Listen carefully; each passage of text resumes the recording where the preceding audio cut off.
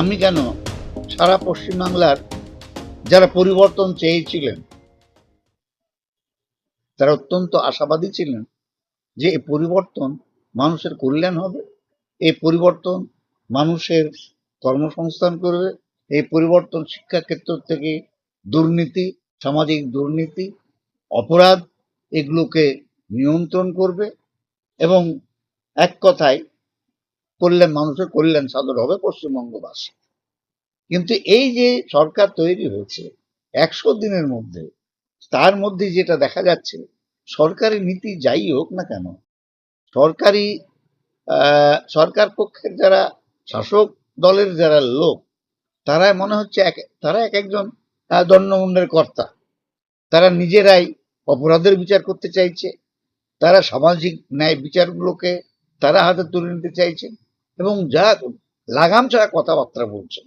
উপরন্তু এই মন্ত্রিসভার মন্ত্রীগুলো অত্যন্ত দায়িত্ব জ্ঞানহীন এবং অশিক্ষিত কথাবার্তা বলছেন, অসামাজিক কথাবার্তা বলছেন। বেশি কিছু যে আশা করা যায় সেটা কিন্তু আস্তে আস্তে সেটি মনে হচ্ছে কিছু আশা করা যাবে না।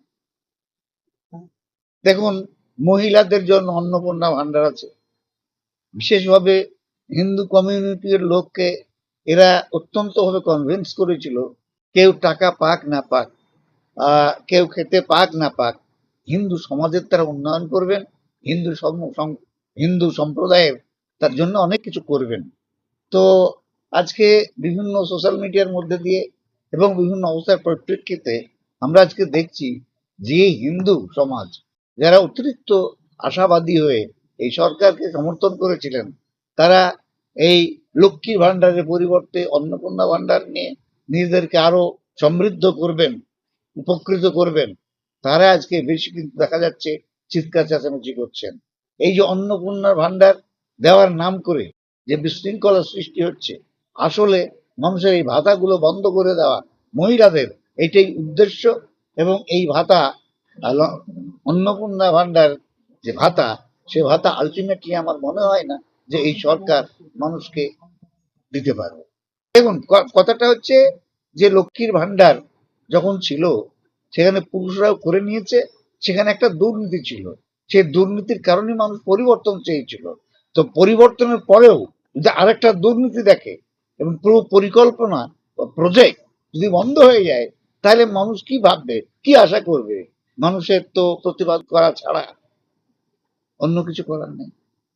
দেখুন, আমাদের পশ্চিম বাংলার যে স্কুল, সে তো অসাধারণ দুর্গতির মধ্যে চলছে, এটা ভাববার কোনো কারণ নেই। একমাত্র প্রাইভেট স্কুল কিছু এবং কিছু মাদ্রাসা, মিশনারি, খ্রিস্টান মিশনারি, এইগুলো মোটামুটি ভাবে চলছে। তো এখানে কারা চালাতে পারছেন? যাদের পয়সা আছে। তো যাদের পয়সা নেই, যারা খরচা করে তাদের ছেলে মেয়েদেরকে পড়াশোনা করাতে পারবে না, তাদের কি হবে? তাদের তো পরিণতিটাই আসল। আজকে দেখতে হবে স্কুলগুলোর অবস্থা অত্যন্ত খারাপ। কোনো জায়গায় ঘর আছে, কোনো জায়গায় ঘর নেই, গাছের নিচে ক্লাস হচ্ছে, আবার কোনো জায়গায় বড় বিল্ডিং আছে, সেখানে ছাত্র নেই, নানান রকম অসুবিধার মধ্যে পড়েছে। সেই বিষয়টা কিন্তু এই যে ককরোচ পার্টি, সেটাই মানুষের সামনে তুলে ধরতে চাইছে। শুধু মানুষের সামনে না, এটা সরকারের কাছে তুলে ধরতে চাইছে। তখনই তাদের বিরুদ্ধে লাঠি, তাদের বিরুদ্ধে অপবাদ, তারা দেশদ্রোহী, এই সমস্ত কথাগুলো আসছে। তাদের কাছ থেকে, এই স্বৈরাচারীদের কাছ থেকে আমরা কিভাবে সঠিক বিষয় আমরা আশা করব? এটা অত্যন্ত ঘৃণ্য বিষয়। ছাত্ররা তারা আন্দোলন করছে। আমাদের দেশ ডেমোক্রেটিক দেশ, গণতান্ত্রিক দেশ, প্রত্যেকের গণতান্ত্রিক আন্দোলন করার অধিকার আছে এবং আজকের থেকে নয়, ৮০ বছর ধরেই আজকে হয়ে আসছে এই আন্দোলন।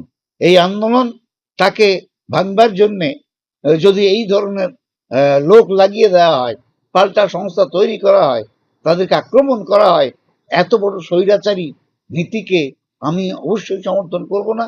এবং এর জন্য হবে কি, এর জন্য শিক্ষা জগতে ব্যাঘাত ঘটবে, ছাত্রছাত্রীদের অসুবিধায় পড়বে এবং ছাত্ররা তাদের যে মূল দাবি, সে দাবির থেকে আদায় করতে পারবেন না। অসহায় অবস্থার মধ্যে দিয়ে তাদেরকে থাকতে হবে, লেখাপড়া ভণ্ডুল হয়ে যাবে।